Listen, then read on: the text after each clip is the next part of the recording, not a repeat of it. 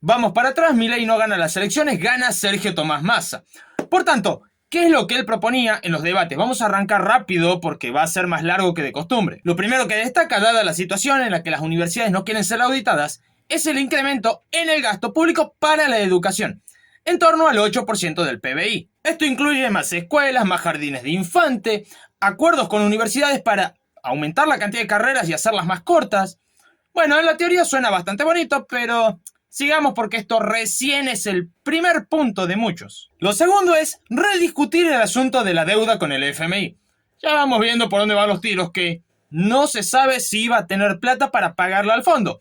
Sin embargo, esto podría ser un pequeño traspié nada más. Otro de los puntos destacados es la baja de impuestos hacia las exportaciones y también cero retenciones a productos regionales. Bueno, acá hay algo que ya empieza a no cuadrarnos y es un incremento en el gasto público y una reducción en la recaudación. Pero debe haber algo para solucionarlo. Y como recién empezamos con las medidas, seguramente hay algo. Bueno, el tema seguridad también, tema muy importante en el cual inhibidores para las cárceles. ¿Cómo se va a pagar? No tengo idea, pero inhibidores para cárceles es algo posiblemente de mediano y largo plazo, no para el momento de asumir. Así que eso no lo vamos a considerar como algo de vital importancia porque sí, sería algo para un final de mandato o segundo mandato, seguramente. También poner de 3 a 8 años a aquellos que talaran árboles, destruyeran humedales o contaminaron ríos. Bueno, eso es lo que pregona.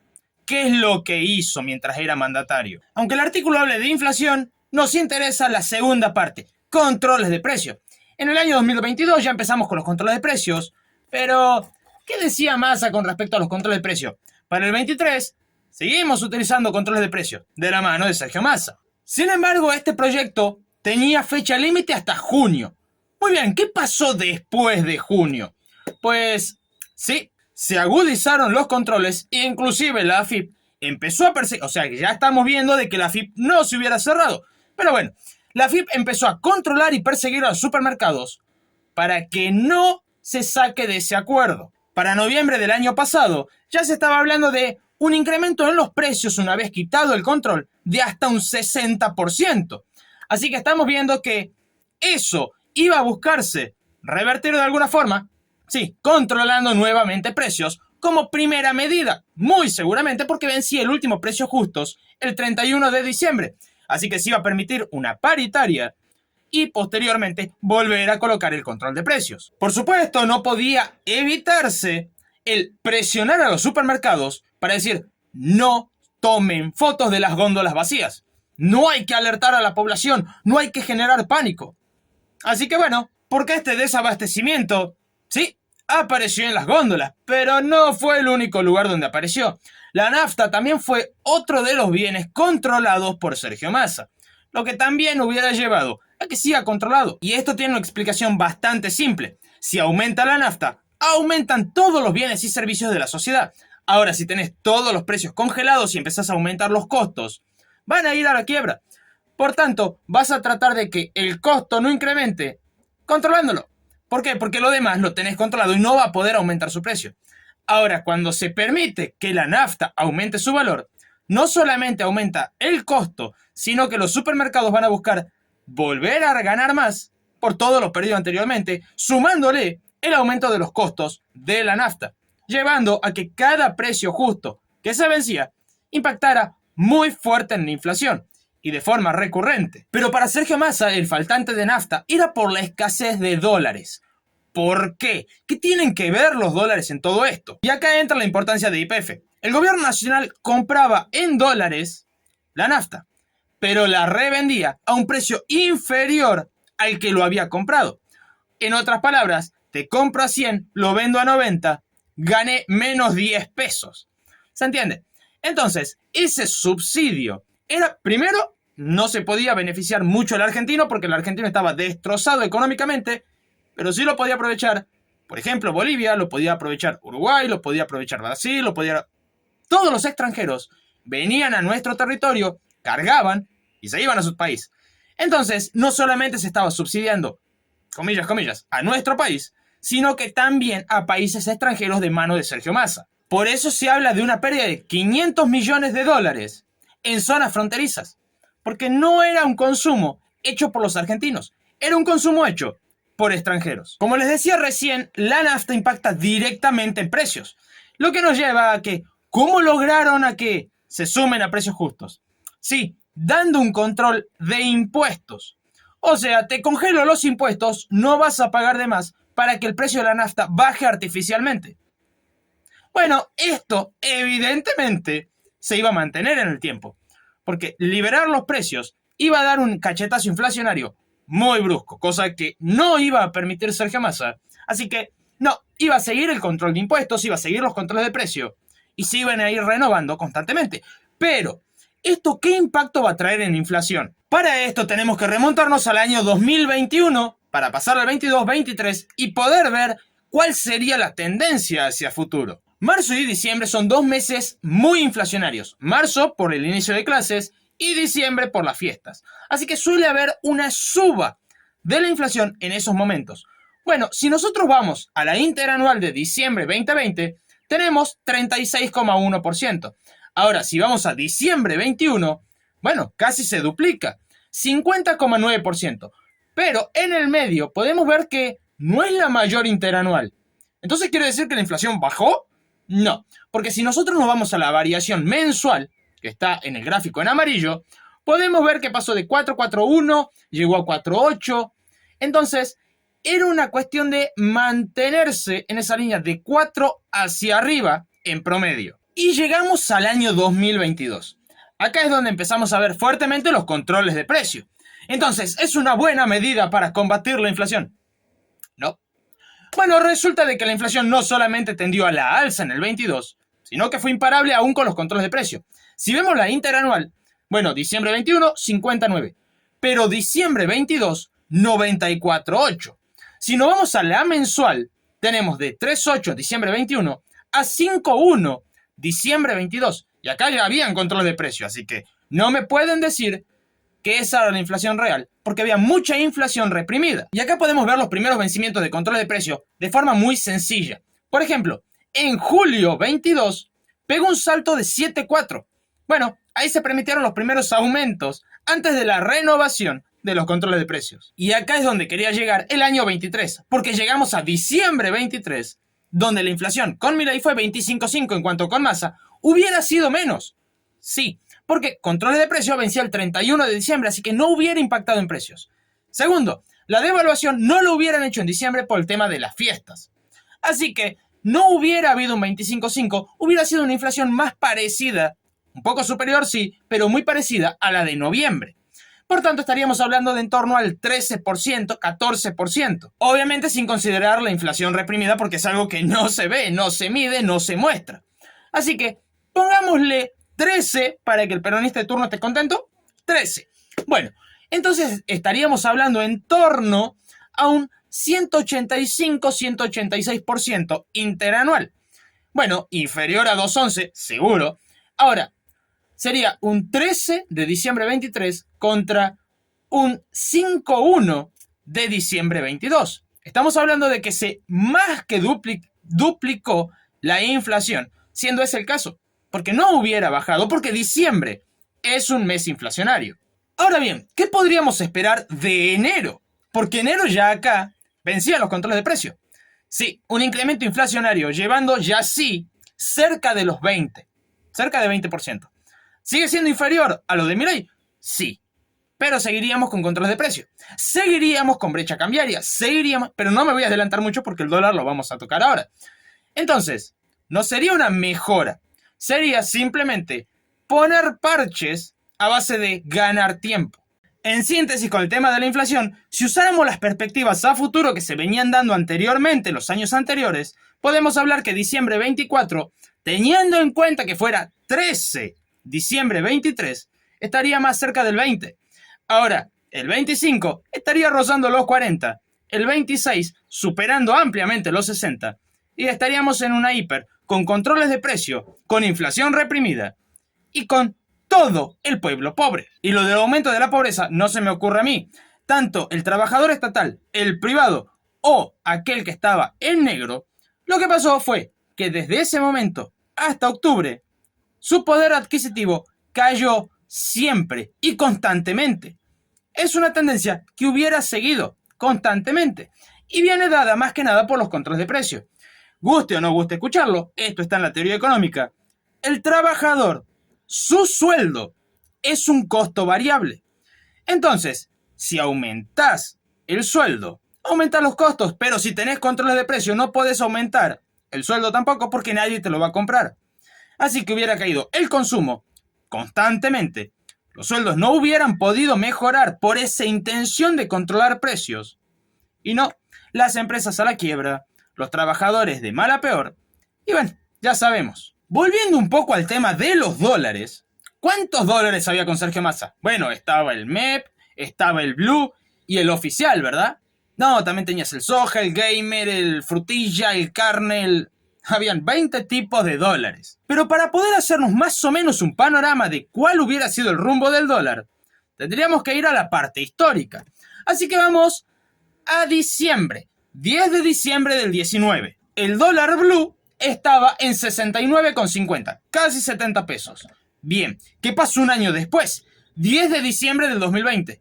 146. Muy superior al 100% de incremento. Bueno, habrá bajado.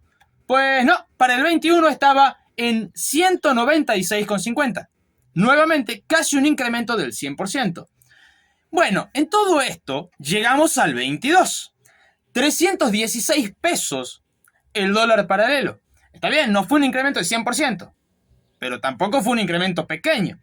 Bueno, llegando así al año 2023 con la asunción, en este caso, de Sergio Tomás Massa, donde más que se triplicó el valor del dólar en un solo año, hablando del paralelo. Sin embargo, ¿cuánto estaba el oficial para el 10 de diciembre? Y bueno, estaba en 368 pesos. Estamos hablando de una brecha gigantesca entre el oficial y el paralelo. ¿Qué quiere decir esta brecha? No va a haber inversión, simplemente porque el que va a poner la plata no la va a poder retirar y por lo tanto ningún empresario va a poner plata donde no pueda ganar, llevando así a que no se creen nuevos puestos de trabajo, llevando así a que la pobreza siga incrementando, porque sumado a los controles de precio es algo inevitable, sumado al aumento de la inflación es algo inevitable. Leí un comentario que decía, vamos hacia Venezuela, y no sé si a peor. Ahora, la balanza comercial también se va a ver afectada. Podemos ver acá desde la crisis del 18, 0,71 de déficit, bueno, de ahí tuvimos superávit en el 19, y ese superávit bajó, pero se mantuvo en el 20. Pero en el 20 pasó algo interesante, la pandemia. El argentino no podía salir, entonces bajó el consumo interno, y como no se consumía adentro, se exportaba. En el 21 pasó algo similar, no igual, pero similar. En el 22, ya sí, con el consumo normalizado entre todo dentro del país, la balanza comercial se vio afectada bruscamente, llevando de un 3 a un 1% en relación al PBI. Entonces, quiere decir que para el 23, eso volvió a caer, ya llevando a déficit. Y eso no es por otra cosa más que por la cantidad de retenciones, por la cantidad de impuestos y por la brecha cambiaria principalmente. Por eso más hablaba de eliminar retenciones, bajar impuestos, aunque eso no dependía de él, depende del Congreso. Así que lo que en su mano estaba era el tema del dólar, pero no iba a modificarlo. Era devaluar, pero no quería un impacto inflacionario, llevando de esta forma que no se hiciera, o si se hiciera, culpar al FMI como ya hizo en periodos anteriores. Entonces, no iba a ser otra cosa que la balanza comercial empeorara. La recaudación de dólares iba a caer y por ende, acá entra en un problema que a más de uno no le va a gustar escuchar, sobre todo si es peronista, que ahí sí hubiéramos tenido chances de llegar a un corralito. Y sí, que pasaran los ahorros de dólares de la gente a pesos y posterior a eso, devaluarse. Porque además, como Massa asume el 10 de diciembre, tenemos que considerar que el 10 de diciembre había unas reservas negativas de 11.000 millones de dólares. No hubieran aumentado las reservas, ni siquiera llevado a cero las reservas, sino peor en números negativos. Esto hubiera llevado a que de algún lado hubieran tenido que manotear dólares por parte del Estado, así que si sos ahorrista y hubiera ganado Massa, ya sabes qué hubiera pasado con tus dólares. Ahora quizás más de uno esté pensando, pero si están todo controlado, ¿por qué aumentaría la inflación? Simple, hay una correlación entre emisión e inflación. Durante todos los gobiernos que se emiten, está esta correlación. En el muy corto plazo, esa correlación no aparece. Hay varios estudios de varios economistas chilenos que lo dejan bastante en evidencia y nos usan bastante de ejemplo, cabe aclarar, pero que muestra esta correlación en el mediano y largo plazo. Pongámoslo de esta forma. En el año 2023 fue el año que más dinero se emitió. O sea que más chiclín, inclusive se había comprado dólares a otros países porque no dábamos abastos para emitirlo. Llegando así a que solamente en septiembre se pudieran emitir 2.3 billones de pesos. Además, hay que tener en cuenta otra cosa. Los pasivos remunerados, los intereses de deuda y la nueva deuda. En el gráfico podés ver, por un lado, en la línea azul, los giros del tesoro. Por el otro lado, en celeste, podrás ver que empiezan a mediados de 2022, que es la compra de deuda en pesos. O sea que sí, el Estado se estaba endeudando en pesos, aparte de en dólares. Ahora, esto también fue creciendo, pero lo que más creció fue los intereses de los pasivos remunerados. Esto es una enorme bola de deuda. Estos son los famosos puts. Y sí, fue acordado por Sergio Massa. Ahora, el problema de los puts es que el que tiene esos bonos, porque al fin y al cabo es un bono de deuda, va a decidir si los liquida o no los liquida. Porque no tiene una fecha de vencimiento en la cual se obliga al tenedor a decir te los devuelvo o te los vendo. No. Eso genera algo que a todo peronista le molesta y es la especulación. Bueno, si yo puedo decidir en qué momento venderlo, lo voy a vender cuando a mí me sea más rentable, porque la fecha límite no la tengo. Por eso es un problema tan grave hoy en día. Cabe aclarar que sí, es cierto que los puso Batakis, pero los implementó Massa. Por eso hablo de los puso Massa, lo acordó Massa, porque al fin y al cabo él fue el que empezó con este asunto. Ahora, esto nos da pie a cómo se va a financiar un eventual gobierno de Massa. ¿Sí? A base de deuda. Y una deuda bastante agresiva al mediano y largo plazo. Entonces uno pensará, bueno, se va a endeudar en pesos, pero lo va a pagar con superávit primario, porque al fin y al cabo, aunque la balanza comercial esté mal, lo puede cubrir con el superávit fiscal. Pues no, podemos ver en la gráfica que el superávit fiscal no es una opción. Bueno, eventualmente 19, 20, 21, 22 y 23, el superávit fiscal nunca fue opción. Entonces, va a tener déficit primario desde el inicio de su gestión hasta el final, porque no va a ajustar. No le van a permitir ajustar tampoco. Segundo, la balanza comercial no va a dar ganancia, o sea que se va a estar perdiendo por ambos flancos. ¿Qué quiere decir? Que la hiper es inevitable. El problema económico, el corralito y todo lo que viene por detrás que ya hemos mencionado, va a ser inevitable en un escenario donde Massa hubiera gobernado con los parámetros iniciales de este gobierno, porque esto no se hubiera derogado. El observatorio de precios, ley de góndolas, abastecimiento, es todo plata que le cuesta al Estado. No se hubiera derogado, se hubiera utilizado y se hubiera profundizado, aumentando así el gasto en estos sectores. Y acá nos falta un factor clave, Malena Galmarini, porque al fin y al cabo hubiera sido la primera dama. Además de ser la primera dama, era la cabeza de AISA. O sea que privatizaciones no hubieran habido, ni de aerolíneas, ni de AISA, ni de nada. Así que seguiríamos con la cantidad de personas que estarían en cada una de estas empresas públicas, con el déficit de cada una de estas empresas públicas, y eso no se hubiera modificado. Así que sí, seguiríamos pagando a base de impuestos un déficit bestial sin posibilidad de que se privatice. Por el otro lado, además de eso, sería un aguantadero, como venía siendo de costumbre, de todo lo que era la cámpora y todos sectores políticos, no solamente empleados. Pero sobre todo, no podrías estar viendo un video ni mío, ni de Tipito Enojado, ni del Presto, ni de Danan, ni de nadie, porque todos hubiéramos ido presos. Sí, así como lo escuchás. Resulta de que Malena Galmarini ya había dejado bastante en evidencia en diciembre cuáles eran sus intenciones. No quería que nadie pueda hablar mal ni de ella ni de Sergio Tomás Massa. Así que sí, todos hubiéramos sido presos simplemente por hablar mal de ella o de Massa. Ahora, los medios hubieran seguido teniendo pauta oficial para hablar bien de Massa o seguir presionando a base de influencia para que hablen bien de las políticas de Sergio Tomás. Entonces, ahí está el detalle. No se hubieran ni siquiera enterado del desastre y se hubiera creído por parte de la población en general que todo era culpa del FMI, de los extranjeros. Algo similar a lo que pasa en Venezuela con Maduro. Porque además tenían mucho poder a nivel judicial. Si no, no se hubiera podido hacer los allanamientos, los secuestros de dispositivos o las detenciones que se hicieron simplemente porque Malena dijo: denuncio a tal. Ya está. ¿Qué pruebas tenés? Ninguna. Lo denuncio. Punto. Se movieron cielo y tierra para hacer esto. Ahora, imagínense si realmente hubieran tenido el poder para hacer cosas mayores. Sí, hubiéramos estado todos presos. Sé que el tema da para mucho más, pero ya se puso largo el video y ya me puse nervioso. Así que si te gustó, no olvides suscribirte, dejar tu comentario. Y si querés ayudar aún más al canal, hacé como nuestros amigos Orfen, Mauro e Infran es un dictador, que son miembros del canal. Ahí tenés la pestaña unirse si también querés ser miembro.